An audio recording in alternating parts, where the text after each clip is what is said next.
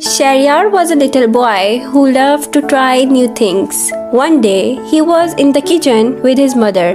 She was cooking and carefully moving a hot pot from the stove. Sharyar watched her closely and thought, I can do that too. Without thinking, Sharyar reached out to touch the shiny pot. The moment his hand touched it, he felt a sharp burning pain. Ouch! He cried out loudly, pulling his hand back quickly.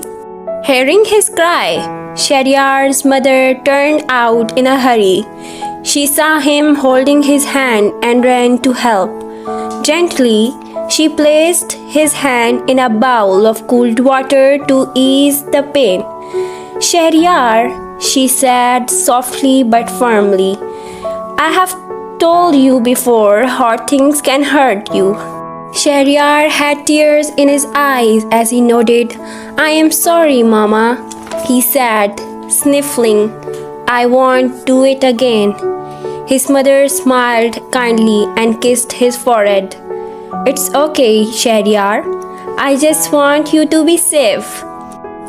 Always be careful around hard things, okay?